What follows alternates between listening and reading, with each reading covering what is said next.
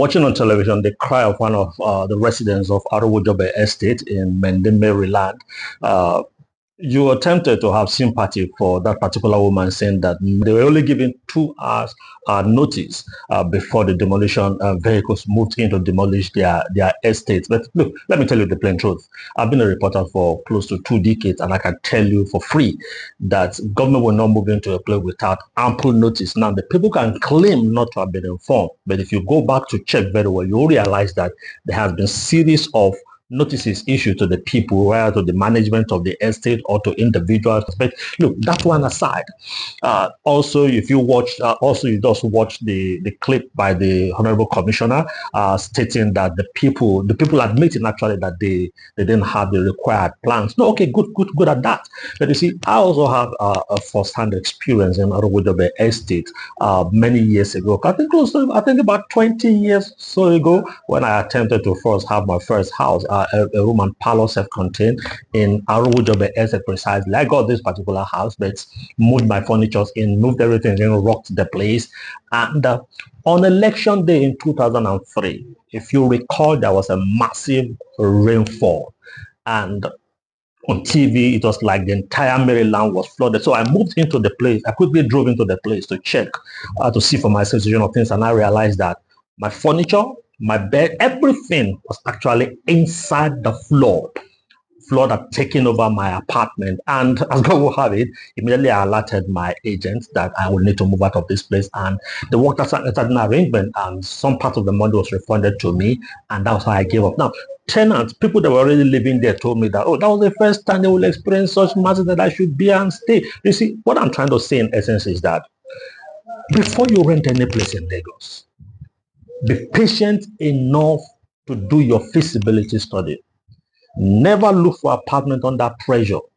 Do your study to find out if the place is on the floodplain.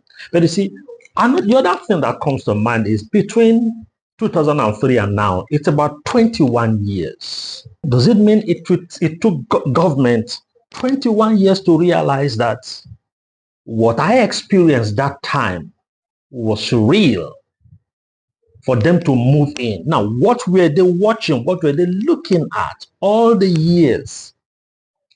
Properties were sold to individuals. What was government looking at when these houses sprung up, started developing, erecting? 10 years, 15 years, 20 years, government did not take any action. Only now for government to decide that, look, it's on the flood plain. Now, government has every reason to demolish anything that's on the floodplain.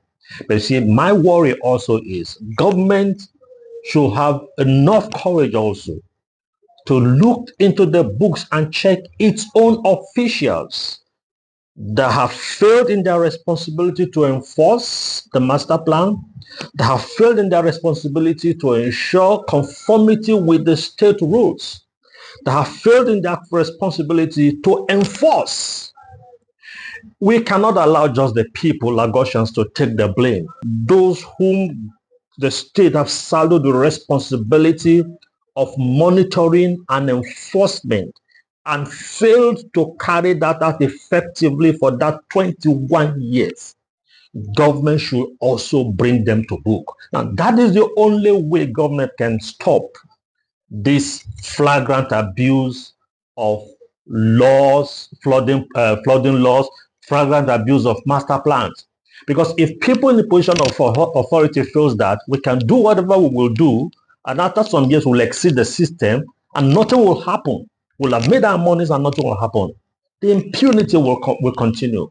But when you bring them to book, it will help to check the level of impunity. And at the end of the day, you will be protecting the integrity of the state and also protecting your citizens that have been ripped off by those who know what is right to do but fail to do them.